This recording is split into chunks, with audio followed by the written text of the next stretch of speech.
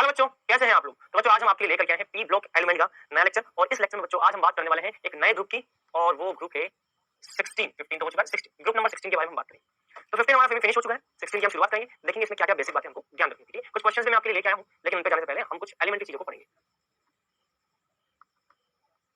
Group 16, अब group 16 के अंदर बच्चों जो मुख्य रूप से तत्व हैं उनमें oxygen, sulphur, selenium, tellurium, polonium, ठीक है। और एक मास्को वोलियम भी होता है, लेकिन इसको हम इतना डिटेल में पढ़ते नहीं है। तो क्या हो जाएगा? ऑक्सीजन, सल्फर,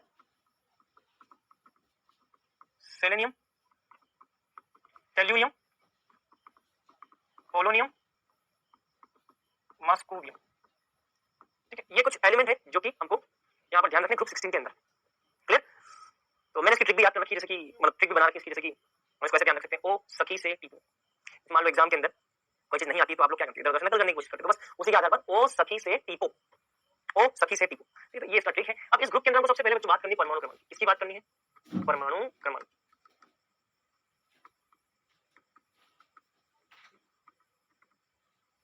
एटॉमिक नंबर के बारे में हमको बात, परमाणु क्रमांक के बारे में हमको क्या करनी है? बात। यार देखो बहुत आसान है, मैंने आपको जो मैजिक नंबर बता रखी है, जादुई संख्या, उसका इस्तेमाल करना है। किसका इस्तेमाल करना है? जादुई संख्याओं का। आपको ये बात बताया कि ऑप्शन का कितना है एटॉमिक नंबर? 8। बस अब जादुई संख्याओं का इस्तेमाल करके इसमें जादुई संख्याओं को जोड़ते जाओ। 16, 8 के बाद क्या आता है? 18, 34, 18 के बाद में क्या? 18 भाई जादुई संख्या क्या होती है? 8, 18, 18, 32, 32, 8, 18, 18, ये कितना हो जाएगा? ये हो जाएगा आपका 52, राइट। उसके बाद क्या आएगा? 32 जोड़ना है, 32 जोड़ना है, कितना आ जाएगा? 32 4 84। उसके बाद कितना जोड़ना है? 32 जोड़ना है, 6 और 116। ये हो जाएंगे इनके परमाणु क्रमांक। क्या हो जाएंगे बेटा? परमाणु क्रमांक के बाद में हमको पढ़ना है इलेक्ट्रॉनिक विन्यास। इसके बाद हमें पढ़ना होगा क्या? इलेक्ट्रॉनिक विन्यास। बहुत आसान है इलेक्ट्रॉनिक विन्यास भी। Oxygen, sulphur, selenium, tellurium, polonium, moscovium. 8, 16, 34, 52, 52 के बाद में 84, 84 के बाद में 116, 116। इन सबके इलेक्ट्रॉनिक विन्यास हम लिख लेते हैं। बहुत आसान है, हमें बताया कि ऑक्सीजन का 1s2, 2s2, 2p4 ये विन्यास होता है। तो या तो आप ऐसा लिख सकते हो, या फिर आप इसके जगह लिख सकते हो 1s2 की जगह मैं क्या लिख सकता हूँ? हीलियम का विन्यास होता है 1s2, तो 1s2 की जगह मैं लिख सकता हूँ हीलियम 2s2, 2p4। क्या लिख सकता हूँ? हीलियम 2s2, 2p4, ठीक है। चल सल्फर का कितना होता है? तो 1s2, 2s2, 2p6, 3s2, 3p4 होता है। चलो आप इसकी जगह क्या लिख सकते हो? ये विन्यास किसका है? कौन सी आखिरी है? मैंने बताया कि नियोन का विन्यास होता है 1s2, 2s2, 2p6।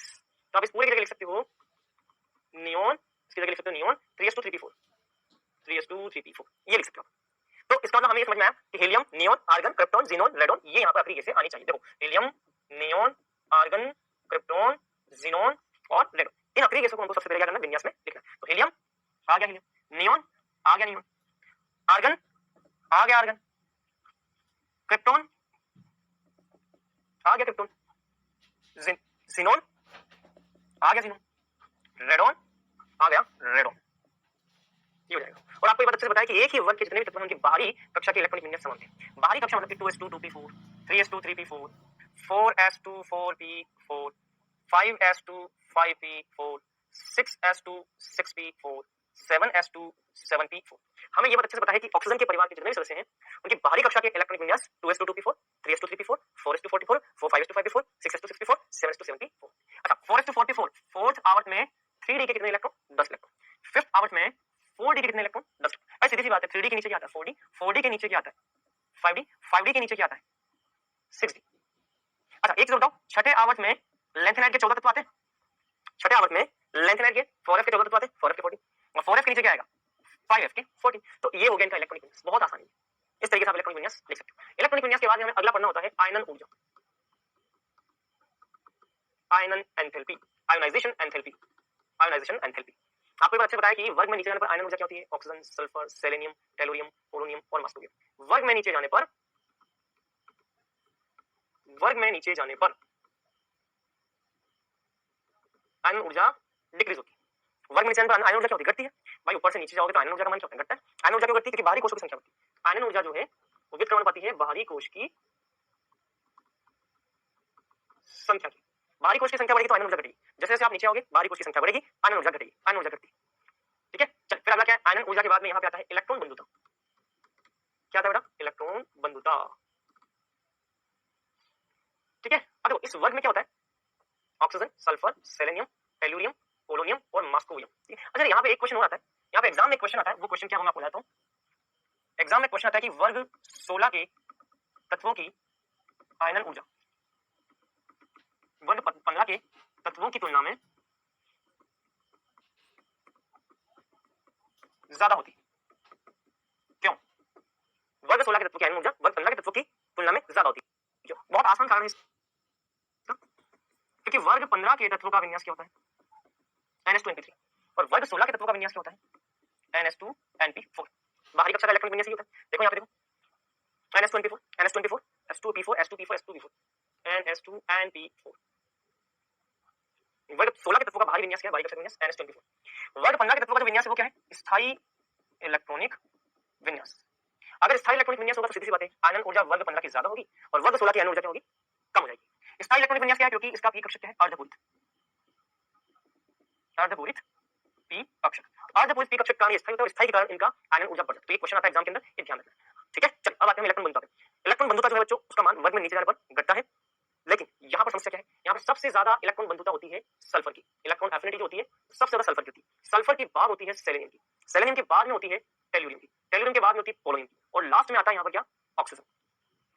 ये क्रम है यहाँ पर, मतलब कि ऑक्सीजन की इलेक्ट्रॉन बंधुता सबसे ज्यादा होनी चाहिए थी, लेकिन ये सबसे कम होती है। तो ये यहाँ पर एक अपवाद है बेटा इलेक्ट्रॉन बंधुता के क्रम का। इलेक्ट्रॉन बंधुता का जो क्रम है उसमें सल्फर की सबसे ज्यादा होती है। तो मैंने आपको बोला ना, इलेक्ट्रॉन बंधुता जो होती है, इलेक्ट्रॉन को ग्रहण करने की जो क्षमता है, इलेक्ट्रॉन बंधुता मतलब कि इलेक्ट्रॉन को ग्रहण करने की क्षमता, इलेक्ट्रॉन को ग्रहण करने की क्षमता जो होती है तो बाहरी कोश की संख्या के क्या होती है, व्युत्क्रमणपति। जैसे जैसे नीचे की तरफ जाओगे, जैसे जैसे नीचे की तरफ जाओगे बाहरी कोश की संख्या बढ़ेगी, और अगर बाहरी कोश की संख्या बढ़ेगी तो इलेक्ट्रॉन बंधुता घटेगी, इलेक्ट्रॉन बंधुता घटेगी। ये होना चाहिए, मतलब कि सबसे ज्यादा होनी चाहिए थी इसकी, लेकिन ये एक अपवाद है, इसकी सबसे कम होती है इलेक्ट्रॉन बंधुता। ये ध्यान रखना, सबसे कम इलेक्ट्रॉन बंधुता इसकी सबसे कम होती है, इसकी इलेक्ट्रॉन बंधुता सबसे कम ही अपवाद में रहेगा। बात समझ में? तो इलेक्ट्रॉन बंधुता के सबसे कम होने और सबसे ज्यादा होने का तरीका ये कि बाहरी कोश की संख्या देख लो, उसके आधार पर इलेक्ट्रॉन बंधुता चेक करो, ये अपवाद है। तो ध्यान रखना है ऑक्सीजन की इलेक्ट्रॉन बंधुता सबसे कम होती है। इसका कारण क्या है, क्योंकि ऑक्सीजन की तुलना में इन कक्षकों के आकार बड़े होते हैं। कारण यहाँ पे लिख सकते हैं हम, ऑक्सीजन का आकार छोटा था, सल्फर का आकार बड़ा होता है। अतः ऑक्सीजन का आकार छोटा तथा सल्फर का आकार बड़ा होता है, अतः बड़े आकार के कक्षक में इलेक्ट्रॉन आसानी से प्रवेश कर जाते हैं, क्योंकि इलेक्ट्रॉन इलेक्ट्रॉन के बीच प्रतिकर्षण अत्यंत कम होता है। भाई आकार बड़ा होगा तो इलेक्ट्रॉनों के बीच प्रतिकर्षण कम होगा, और आकार अगर छोटा सा है जैसे ऑक्सीजन, छोटे आकार के अंदर छोटी जगह में इलेक्ट्रॉनों में प्रतिकर्षण क्या होगा, ज्यादा होगा। भाई एक बात बताओ, प्रतिकर्षण का मान कब बढ़ता है, जब इलेक्ट्रॉन एक दूसरे के दूरी कम होगी तो प्रतिकर्षण बल ज्यादा लगेगा, दूरी ज्यादा होगी तो प्रतिकर्षण बल कम लगेगा। बड़े आकार के अंदर क्या होगा कि इलेक्ट्रॉन दूर दूर होते हैं, दूर दूर होंगे तो प्रतिकर्षण बल कम लगेगा, और छोटे आकार के कक्ष में इलेक्ट्रॉन नजदीक होते हैं, प्रतिकर्षण ज्यादा लगेगा। प्रतिकर्षण ज्यादा लगेगा तो इलेक्ट्रॉन ऑक्सीजन में आसानी से प्रवेश नहीं कर पाएगा, क्योंकि छोटा आकार। सल्फर में बड़ा कक्षक है, बड़ा कम है, इलेक्ट्रॉन आसानी से प्रवेश कर जाएंगे क्योंकि प्रतिकर्षण कम लगेगा। ये यहाँ पर कारण है। ठीक है, चल तो ये हो गया आपका इलेक्ट्रॉन बंधुता। इलेक्ट्रॉन बंधुता के बाद में अगला आता है यहाँ पे विद्युत ऋणता। अच्छा हाँ, एक चीज मैं आपको बताना चाहूंगा, हम इसकी बात नहीं करते, ये एक रेडियोधर्मी तत्व है। इस रेडियोधर्मी तत्व के बारे में हम चर्चा नहीं करते।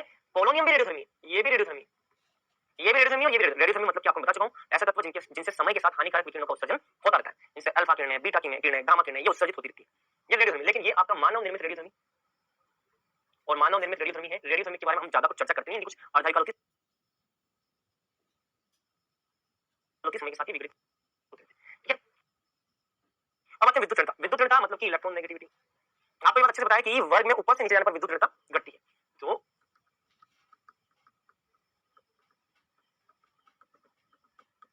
वर्ग में ऊपर से नीचे जाने पर विद्युत ऋणता घटती है, क्योंकि बाहरी कोश की संख्या बढ़ती है। विद्युत ऋणता जो है बाहरी कोश की संख्या के व्युत्क्रमणपति। विद्युत ऋणता बाहरी कोश की संख्या क्या है, व्युत्क्रमणपति। ठीक है, oxygen, sulphur, selenium, tellurium, polonium, जैसे जैसे नीचे की तरफ जाओगे बाहरी कोश की संख्या बढ़ेगी, इसलिए विद्युत ऋणता घटती है, डिक्रीज होती है, विद्युत ऋणता घटती है। नीचे की तरफ जाने पर विद्युत ऋणता घटेगी क्योंकि बाहरी कोश की संख्या बढ़ेगी। तो ये होता है विद्युत ऋणता। अच्छा यहाँ पे एक पॉइंट और है, उपलब्धता, मैं मिस कर गया हूं, ये बताता हूं, उपलब्धता, अकरेंस। ये तत्व प्रकृति में कहां कहां पाए जाते हैं, तो उपलब्धता के बारे में हम बात करेंगे। बात करें ऑक्सीजन की, तो पृथ्वी पर सबसे अधिक मात्रा में पाया जाने वाला सबसे ज्यादा मात्रा में पाया जाने वाला तत्व कौन सा है? ऑक्सीजन। ऑक्साइड के रूप में तत्वों के साथ पाया जाता है सोडियम ऑक्साइड, पोटेशियम ऑक्साइड, है ना, rubidium oxide, carbon dioxide, oxide के रूप में पाया जाता है। बात करें सल्फर की, तो सल्फर जो ये अयस्क में, सल्फर कहां पाई जाती है? अयस्कों के साथ रूप में या खनिजों के रूप में, अयस्क या खनिज बोल सकते, खनिज के रूप में। जैसे कि आपने जिप्सम खनिज के बारे में सुना होगा, जिप्सम खनिज में सल्फर पाया जाता है। एप्सम सॉल्ट आपने सुना होगा,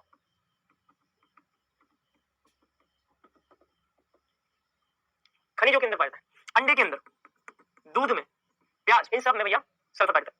अच्छा, इसी तरह से सेलेनियम और टेल्यूरियम, ये दोनों ही खनिजों में टेल्यूराइड तथा सेलेनाइड के रूप में पाया जाता है। और पोलोनियम की हम बात करें तो पोलोनियम क्या है? पोलोनियम भैया रेडियोधर्मी तत्व है, थोरियम के विघटन से प्राप्त होता है।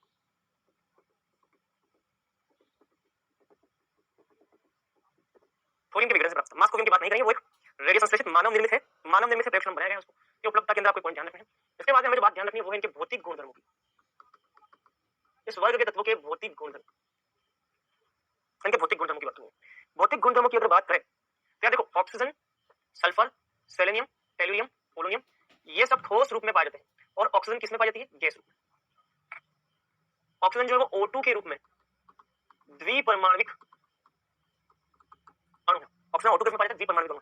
सल्फर की बात करें, सल्फर एसिड के रूप में अष्टपरमाणविक अणु। ध्यान रखना, जैसे जैसे परमाणुता बढ़ेगी भौतिक अवस्था गैस से द्रव और ठोस होती जाएगी। जिसकी जितनी ज्यादा परमाणुता होगी, देखो 2 और परमाणुता 8, परमाणुता अगर बढ़ेगी तो भौतिक अवस्था गैस की तुलना में ठोस हो जाएगी। ये गैस होते हैं और ये ठोस होते हैं। परमाणुता बढ़ेगी भैया, भौतिक अवस्था अपने आप ठोस हो जाएगी। और अगर भौतिक अवस्था ठोस हो गई तो आपको ये बात पता है कि गैसों के गलनांक क्वथनांक कम होते हैं, ठोसों के गलनांक क्वथनांक ज्यादा होते हैं।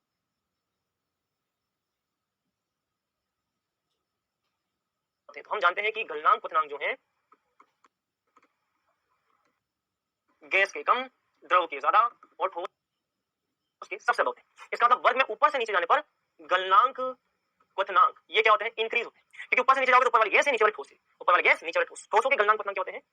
ज्यादा। मतलब क्या वर्ग में ऊपर से नीचे जाओगे, वर्ग में ऊपर से नीचे जाने पर मेल्टिंग पॉइंट, बॉइलिंग पॉइंट बढ़ता है।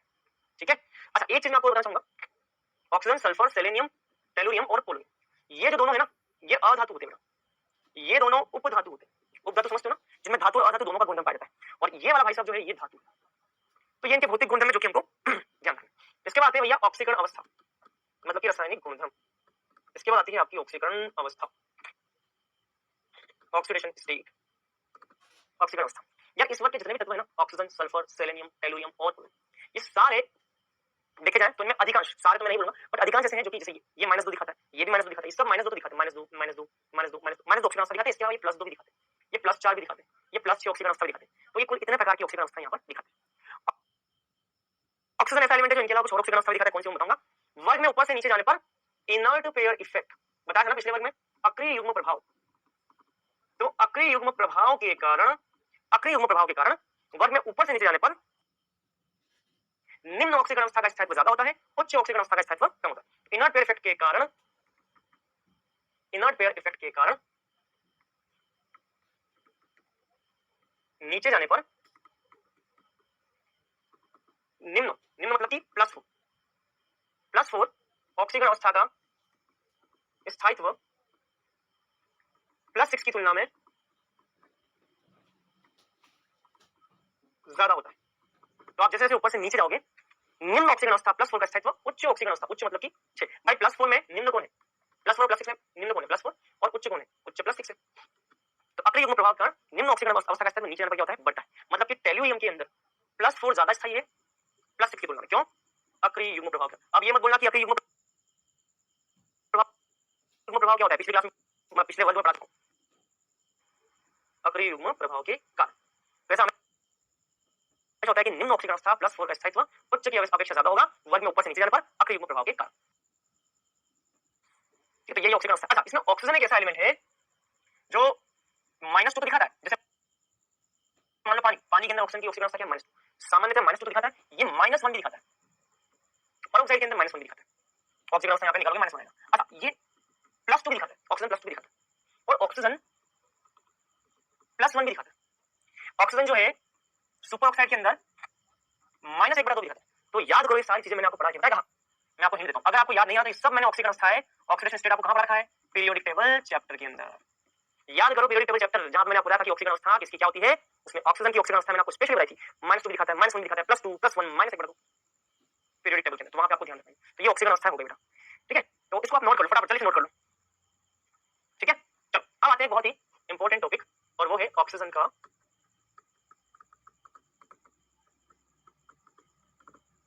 असामान्य व्यवहार। अगला है ऑक्सीजन का असामान्य व्यवहार, ठीक है। ये टॉपिक आपको बताएगा कि ऑक्सीजन जो है वो अपने वर्ग के दूसरे जो तत्व है ना,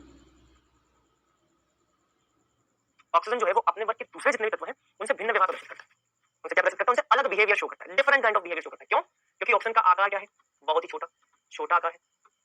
क्योंकि ऑक्सीजन की विद्युत इन सब की तुलना में क्या है, ऑक्सीजन की विद्युत इन सब की तुलना में ज्यादा है, विद्युत ज्यादा है, अधिक है। आकार जो इन सब की तुलना में बहुत छोटा, विद्युत अधिक है। आयनन ऊर्जा की बात करें तो ऑक्सीजन की आयनन ऊर्जा इन सबसे क्या है, ज्यादा, आयनन ऊर्जा अधिक है। आवेश घनत्व की बात करें, आवेश घनत्व की बात करें तो देखो आवेश घनत्व का मतलब है आवेश बटा आकार, आवेश बटा आकार, आवेश बटा आकार। क्योंकि ऑक्सीजन का आकार बहुत छोटा है, क्योंकि ऑक्सीजन का आकार बहुत छोटा है इसलिए आवेश घनत्व बहुत ज्यादा होगा, उच्च होगा, आवेश बहुत ही उच्च होगा, इसका आवेश घनत्व बहुत उच्च होगा। आवेश की बात करें तो आवेश तो सब में सामान्य ऑक्सीकरण क्या होता है, -2 आवेश तो लगभग सामान्य सबका एक जैसा, आवेश तो समान, लेकिन आकार जो ऑक्सीजन का बहुत छोटा है इसलिए आवेश घनत्व क्या बहुत उच्च, आवेश घनत्व यहाँ पे क्या होता है, ऑक्सीजन का उच्च होता है। और सबसे खास ऑक्सीजन के पास रिक्त डी कक्षक नहीं होते, इन सभी के पास रिक्त डी कक्षक है, लेकिन ऑक्सीजन के पास रिक्त डी कक्षक अनुपस्थित है, ऑक्सीजन के पास रिक्त डी कक्षक क्या है, अनुपस्थित। तो ये आपको ध्यान रखना है, ठीक है। ये ऑक्सीजन के असामान्य व्यवहार की पूरी कहानी जो थी आपको सुनाई। अब आते हैं रासायनिक क्रियाओं पे, चलो अब आते हैं किस पे, रासायनिक क्रियाओं पे। उसमें सबसे पहला है हाइड्रोजन के प्रति क्रियाशीलता, हाइड्रोजन के प्रति क्रियाशीलता। चलो तो इस वर्ग के जितने भी तत्व, जैसे ऑक्सीजन, ऑक्सीजन किस प्रकार से क्रिया करता है हाइड्रोजन के साथ, H2 बनाता है। सल्फर, सल्फर किस प्रकार से क्रिया करती है, H2S बनाती है। सेलेनियम, सेलेनियम किस प्रकार से क्रिया करती है, H2SE बनाती है। टेलुरियम, टेलुरियम किस प्रकार से क्रिया करती है, H2T बनाती है। पोलोनियम, पोलोनियम किस प्रकार से क्रिया करती है, H2P बनाती है। मतलब क्या आपको H2O, H2S, H2SE, H2T, H2P, मतलब कि H2E प्रकार के यौगिक बनाएगी जब ये हाइड्रोजन के साथ क्रिया करेगी। तो इस वर्ग के जितने भी धातु हैं, इस वर्ग के जितने भी तत्व हैं वो हाइड्रोजन के साथ क्रिया करके H2E प्रकार के यौगिक बनाते हैं। अब इनकी प्रॉपर्टी के बारे में हमको एक एक करके स्टडी करनी है। इसमें सबसे पहली प्रॉपर्टी है गलनांक क्वथनांक। सबसे पहला हमको इसमें क्या पढ़ना है, गलनांक क्वथनांक, मेल्टिंग पॉइंट, बॉइलिंग पॉइंट। क्या पढ़ना है, मेल्टिंग पॉइंट, बॉइलिंग पॉइंट। यह आप सभी को ये बात तो बताया कि पानी के जो मॉलिक्यूल है उनमें H बंध पाया जाता है, पानी के अणु में H बंध पाया जाता है, इसीलिए पानी का गलनांक और क्वथनांक जो होता है वो सबसे ज्यादा होता है दूसरे हाइड्राइडों की तुलना, सबसे ज्यादा पानी होता है। क्यों? क्योंकि इसमें H बंध पाया जाता है अणुओं के मध्य, H बंध के कारण पानी के अणुओं के बीच H बंध पाया जाता है, इसीलिए इसका गलनांक क्वथनांक सबसे ज्यादा होता है। लेकिन फिर उसके बाद क्रम ऐसे बदल जाता है, H2S, H2SE, H2TE, H2PO। जैसे जैसे अनुभार बढ़ेगा तो अनुभार बढ़ता है, H2S से ज्यादा अनुभार होता है H2SE का, H2S से ज्यादा अनुभार होता है H2T का, H2T से ज्यादा अनुभार H2PO का। जैसे जैसे अनुभार बढ़ेगा अणुओं के बीच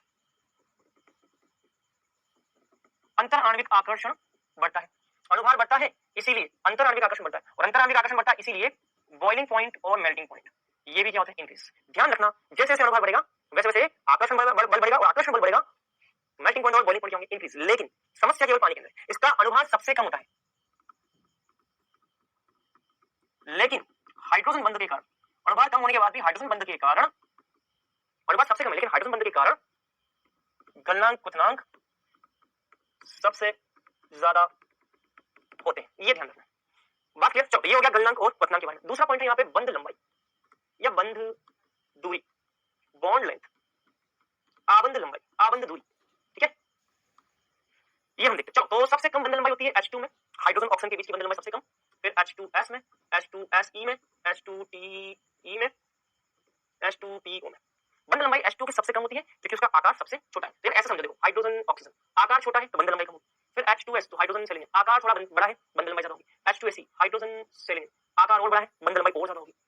हाइड्रोजन टेल्यूरियम आकार और भी बड़ा है, बंध लंबाई ज्यादा होगी। हाइड्रोजन पोलोनियम सबसे बड़ा आकार तो बंध लंबाई सबसे बड़ी, आकार जैसे बढ़ेगा वैसे बंध लंबाई बड़ी। इसके बाद आता है बंध ऊर्जा, बॉन्ड एंथैल्पी, बॉन्ड एंथैल्पी। इसके बाद क्या है, बॉन्ड एंथैल्पी। बॉन्ड एंथैल्पी क्या है उसके बारे में हम बात करेंगे। आपको एक बार अच्छे से बताया कि बॉन्ड एनर्जी जो है, ये बॉन्ड एनर्जी बॉन्ड लेंथ के व्युत्क्रमानुपाती। बॉन्ड एनर्जी बॉन्ड लेंथ के क्या है, व्युत्क्रमानुपाती। बॉन्ड लेंथ बढ़ेगी तो बॉन्ड एनर्जी घटेगी, बंध लंबाई बढ़ेगी तो बंध ऊर्जा घटेगी। मतलब कि बंध ऊर्जा सबसे ज्यादा, उससे कम, उससे कम, समझ रहे बात? बंध ऊर्जा सबसे कम किसकी होगी? बंध ऊर्जा सबसे कम, इसकी और कम, इसकी और कम, इसकी और कम, बंध ऊर्जा घटती जाएगी, बॉन्ड एनर्जी घटती जाएगी। ठीक है, बात समझ में? तो ये सारी यहाँ पर कहानी क्लियर। चलो अच्छा, एक पॉइंट और आता है अम्लीय क्षमता का। अम्लीय क्षमता, अम्लीय क्षमता का मतलब है H प्लस दान करने की प्रवृत्ति। अम्लीय क्षमता का मतलब क्या है? H प्लस दान करने की प्रवृत्ति।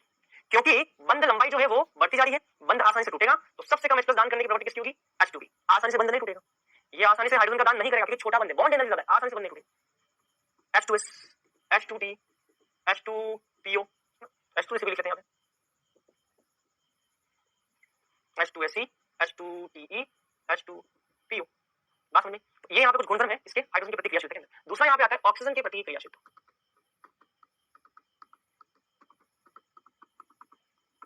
ऑक्सीजन के प्रति क्रियाशीलता, ठीक है, ऑक्सीजन के प्रति क्रियाशीलता में क्या होता है? देखो यहाँ पर E2O3, ये मान लो EO2, EO2 और EO3 प्रकार के ऑक्साइड बनते हैं। जैसे कि मान लो O2 हो गया, दूसरा यहाँ पे हो गया O3, EO3। सल्फर के साथ तो सल्फर और ऑक्सीजन कितने दो? SO2, SO3। Selenium SeO2, SeO3, TeO2, TeO3, POO2, POO3। तो यहाँ पे EO2 प्रकार और EO3 प्रकार के ऑक्साइड बनते हैं, ये इस तरह से। अब यहाँ पे क्वेश्चन आता है, क्वेश्चन ये आता है एग्जाम में, वर्ग 16 के ऑक्साइडों की प्रकृति कैसी होती है? मतलब कि अम्लीय होती है, क्षारीय होती है, कैसी होती है? इनकी प्रकृति कैसी होती है? ध्यान रखना, इनकी ऑक्साइडों की प्रकृति अम्लीय होती है, इनकी ऑक्साइडों की प्रकृति अम्लीय होती है। यहाँ पे SO2 SO3 अम्लीय बेटा, अम्लीय प्रकृति, SO2 SO3 अम्लीय प्रकृति। आप इसको ऐसे भी साबित कर सकते हो क्योंकि पानी में SO3 क्रिया करेगा तो अम्ल का निर्माण होगा। अगर इसका ऑक्साइड पानी के साथ क्रिया करके अम्ल का निर्माण करता है, मतलब कि इसकी ऑक्साइड की प्रकृति क्या है? अम्लीय। इसकी ऑक्साइड की प्रकृति अम्लीय क्योंकि पानी के साथ क्रिया करके अम्ल का निर्माण करता है। अच्छा, कई बार ये भी क्वेश्चन आता है, क्या पता है? कई बार ये क्वेश्चन आता है, अम्लीय क्षमता जो है वो EO2 और EO3 में किसकी ज्यादा है? अम्लीय क्षमता EO2 और EO3 में किसकी ज्यादा है? ध्यान रखना, अम्लीय क्षमता जो है वो EO2 और EO3 में EO3 की ज्यादा है। क्यों? क्योंकि यहाँ पर होता है +4 आवेश और यहाँ पर होता है +6 आवेश। यहाँ पे तत्व पे आवेश कौन सा होता है? +4, यहाँ पे होता है +6। भाई दो ऑप्शन है, दो ऑप्शन का -4 अगर इधर जाएगा तो +4, अगर यहाँ -4 यहाँ पे यहाँ -6 तो +6। तो आप देख सकते हैं यहाँ पे +4 यहाँ पे +6। इन दोनों में से ज्यादा अम्लीय कौन है? इन दोनों में ज्यादा अम्लीय +6 वाला है। क्यों? क्योंकि भैया आवेश ज्यादा है, धनात्मक आवेश ज्यादा होगा तो ये क्या करेगा? इलेक्ट्रॉन को आसानी से ग्रहण करेगा, ज्यादा ग्रहण करेगा। अम्लीय क्षमता का मतलब है ज्यादा से ज्यादा इलेक्ट्रॉन को ग्रहण करना। जो भी एलिमेंट, जो भी पदार्थ इलेक्ट्रॉन को ज्यादा ग्रहण करे उसकी कैपेसिटी बोली जाती है लुईस अम्लीय प्रवृत्ति। तो कोई तत्व अगर इलेक्ट्रॉन को ज्यादा से ज्यादा ग्रहण करता है वो लुईस अम्लीय प्रवृत्ति का। और इलेक्ट्रॉन को ज्यादा ग्रहण कौन करेगा? जिस पे ज्यादा प्लस आवेश ज्यादा होगा तो इलेक्ट्रॉन को ज्यादा ग्रहण करेगा, लुईस अम्लीय प्रवृत्ति ज्यादा। तो ये हो जाएगी ऑक्सीजन की प्रतिक्रियाशीलता। नंबर 3 यहाँ पर है हैलोजन के प्रति क्रियाशीलता। हैलोजन के प्रति क्रियाशीलता आपको अच्छे बताया कि इस फैमिली के जितने भी सदस्य हैं वो ECl2, ECl4 और EX2, EX2, EX4 और EX6 प्रकार के हैलाइड बनाते हैं। जैसे कि मान लो मैंने लिखा सल्फर, तो सल्फर SCl2 बनाता है, SCl4 या मान लो SF6, इस टाइप के हैलाइड बनाते हैं। तो हैलोजन के साथ क्रिया करके इस परिवार के सदस्य जो हैं वो EX2, EX4, EX6 प्रकार के हैलाइड बनाते हैं। बात समझ में? ये यहाँ पर करनी। अच्छा, सबसे बड़ी चीज, इन सबकी आकृतियां बहुत ज्यादा इंपॉर्टेंट है। कई बार हमें एग्जाम के अंदर इन हैलाइडों की क्या पूछ जाती है? आकृतियां। जैसे कि मान लो SF6, इसकी आकृति या ज्यामिति क्या है, ये हमें एग्जाम में पूछा जाता है। तो ध्यान रखना, SF6 या इस हैलाइड की आकृति क्या होती है। तो सल्फर के पास कितने हैं? 6 इलेक्ट्रॉन, 1 2 3 4 5 और 6 इलेक्ट्रॉन है भैया। Fluorine fluorine fluorine fluorine fluorine fluorine, ये आकृति क्या हो गई? अष्टफल की आकृति हो गई। ये अष्टफल की आकृति हो गई, इसको बोलते हैं अष्टफल की आकृति ज्यामिति। या इसको आप ये भी बोल सकते हो वर्गाकार। कैसा? देखो वर्ग क्या आकार है? वर्गाकार, ऊपर एक पिरामिड है और नीचे एक पिरामिड, वर्गाकार द्विपिरामिडी, वर्गाकार द्विपिरामिडी आकृति। क्लियर? तो ऐसे हो जाएगा। अच्छा, आपको बोला HCl4 की आकृति कैसी? आप इसको कैसे लिखोगे? केंद्रीय परमाणु हो गया आपका A और फ्लोरीन क्या बंदी कितनी हो गई? B6, AB6। AB6 की ज्यामिति कैसी होती है? AB6 की ज्यामिति होती है अष्टफल की। ये हमने केमिकल बॉन्डिंग के अंदर पढ़ रखा है। आकृति कैसी होती है? अष्टफल की। VACPR में पढ़ रखा है। क्लियर? चलो उसके बाद आगे बढ़ते हैं। मान लो आपको बोला HCl4 की ज्यामिति, ये आकृति। तो सल्फर के पास कितने? 1 2 3 4 5 6 इलेक्ट्रॉन, 1 2 3 4 5 6 इलेक्ट्रॉन। कितने क्लोरीन है? 4। ये लो, एक क्लोरीन यहाँ, एक क्लोरीन यहाँ, एक क्लोरीन यहाँ, एक क्लोरीन यहाँ और ये आ गया लोन।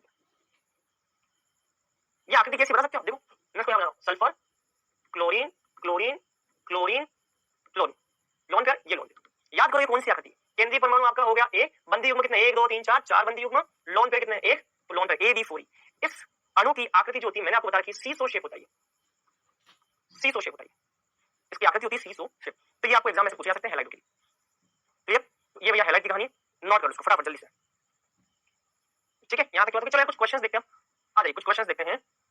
क्वेश्चंस आपकी स्क्रीन पर ये है, चलो ये रहा क्वेश्चन नंबर 1, इसको देखो H2S H2T की अपेक्षा कम अम्लीय क्यों है। प्रश्न में बोला गया कि H2S की अम्लीय क्षमता कम है, H2T की ज्यादा है, ये हमको प्रश्न में बोला गया।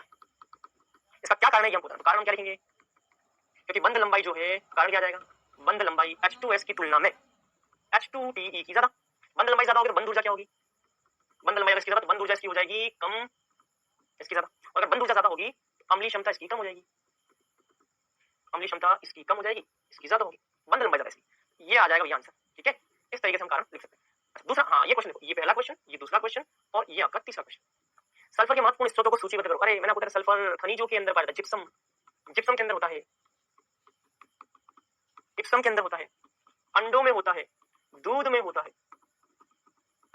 बात समझ में, ये हो जाएगा क्वेश्चन 1।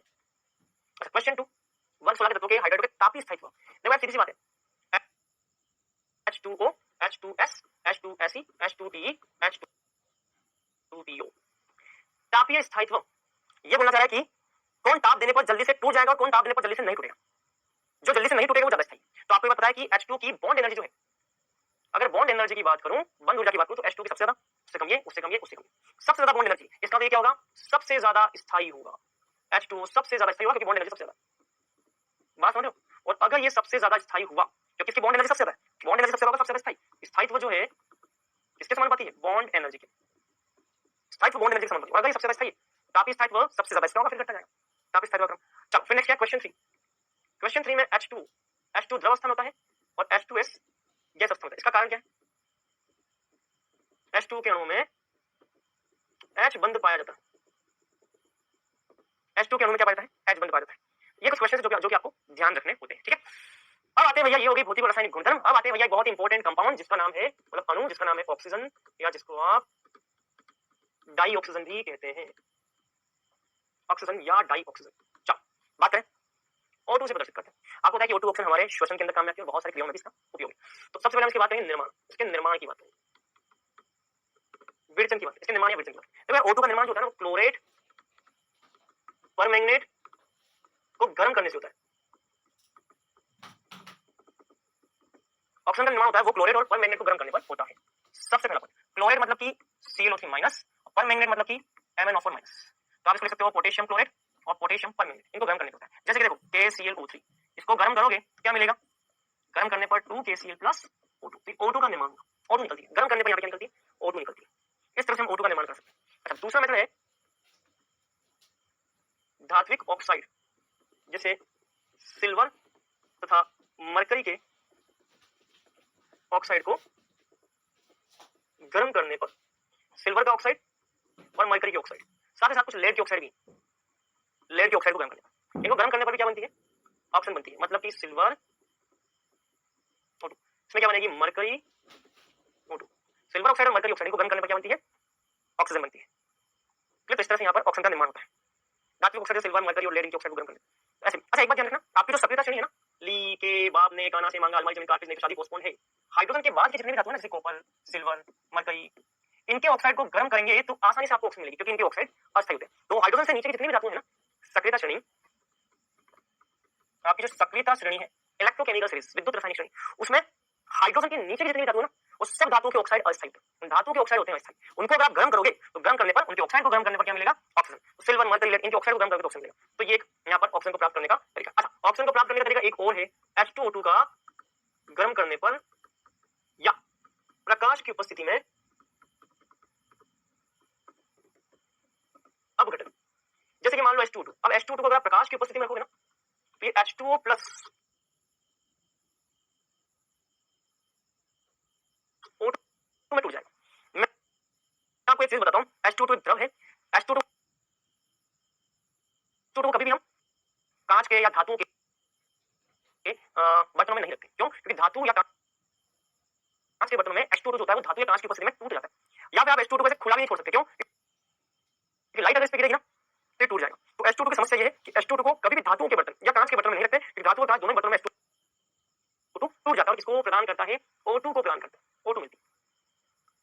इसीलिए जब भी H2O2 का संरक्षण करना हो, H2O2 को बचाना हो, H2O2 को जब भी एकत्रित करना हो, भंडारित करना हो, तो अगर किसी धातु के बर्तन में आपने H2O2 रखा तो पहले हम क्या करेंगे? सीधा H2O2 को धातु के बर्तन में नहीं डालते, पहले धातु के बर्तन पर मोम का लेप करते हैं। मोम का लेप करने के बाद में H2O2 डालते हैं ताकि उसका विघटन ना हो सके। इस तरह से हम O2 को प्राप्त करते हैं। बात समझ में आई? तो ये O2 को प्राप्त करने की विधि। इसके अलावा H2O का वैद्युत अपघटन करके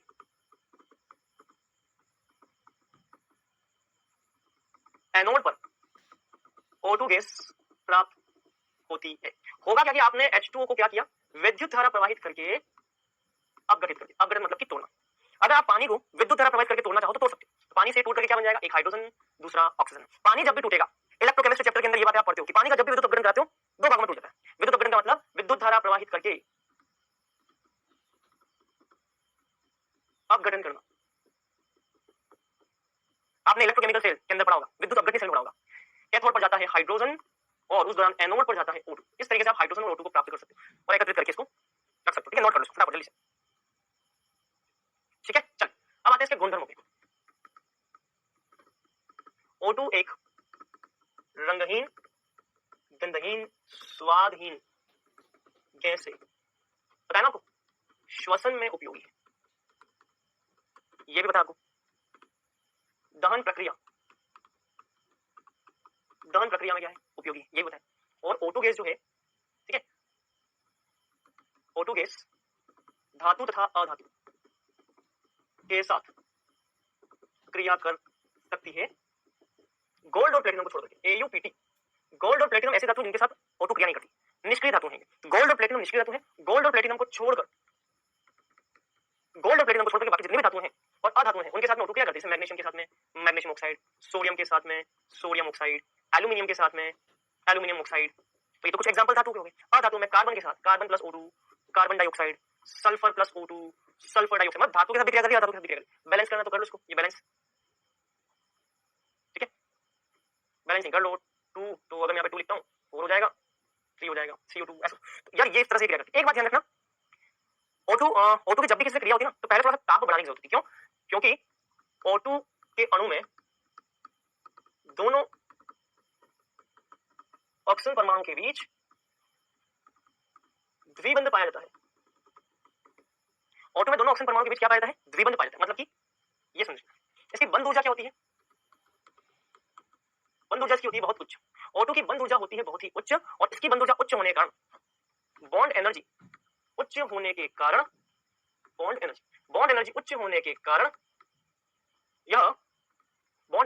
कारण इसे क्रिया करने के लिए पहले उच्च टेम्परेचर की जरूरत होती है। क्योंकि O2 के अंदर दोनों ऑक्सीजन परमाणु के बीच में डबल बॉन्ड होता है, द्विबंध होता है। बॉन्ड एनर्जी की बहुत ज्यादा होती है और बॉन्ड एनर्जी ज्यादा होने के कारण ये जब भी क्रिया करेगी तो पहले इसको थोड़े हाई टेम्परेचर की जरूरत होगी। बॉन्ड आसानी से ब्रेक नहीं होगा, बॉन्ड आसानी से ब्रेक नहीं होगा तो उसको तोड़ने के लिए पहले तापमान क्या करता है? उच्च करता है। तो ये यहाँ पर इसकी समस्या है। इसके अलावा नंबर 5 पॉइंट ये है, O2 का इस्तेमाल उत्प्रेरकीय ऑक्सीकरण में भी करते हैं। उत्प्रेरकीय ऑक्सीकरण, उत्प्रेरक की उपस्थिति में ऑक्सीकरण।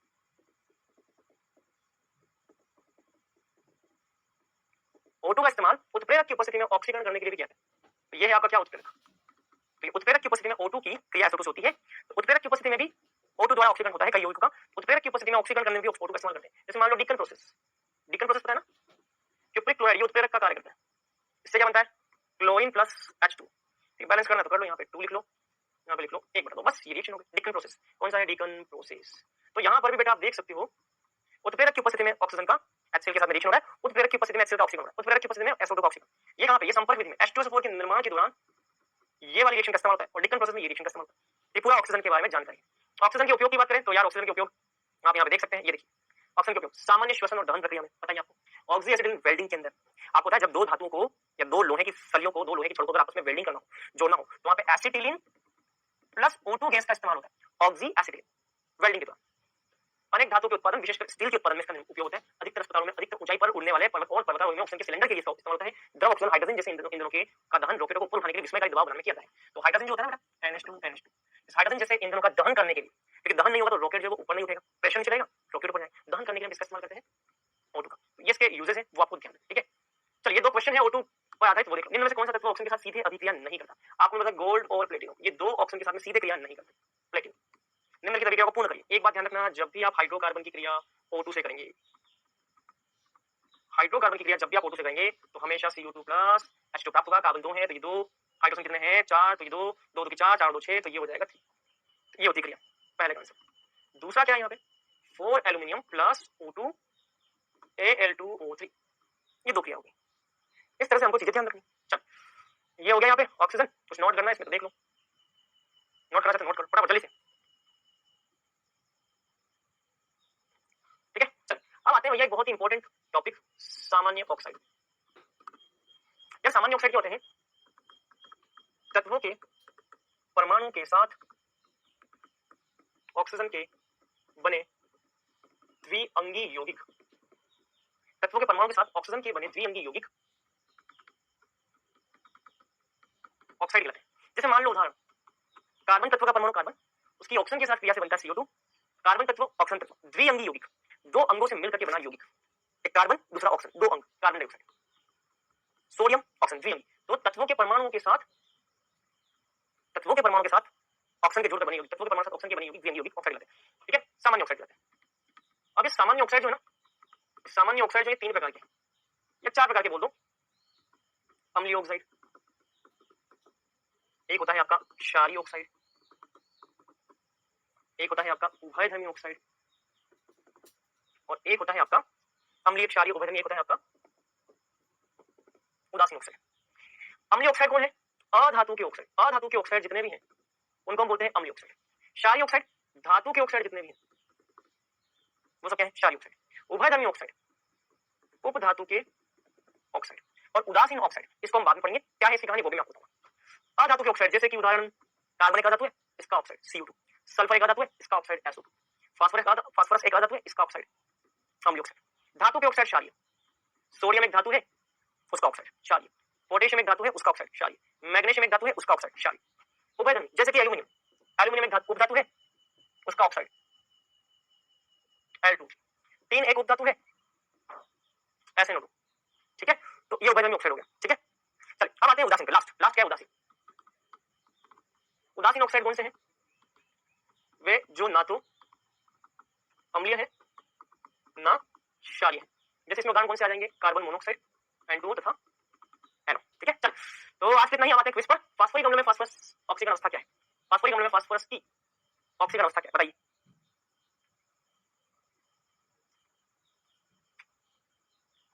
चलिए दूसरे क्वेश्चन करते हैं, फास्फोरस एसिड में कितने पीएच बंद है?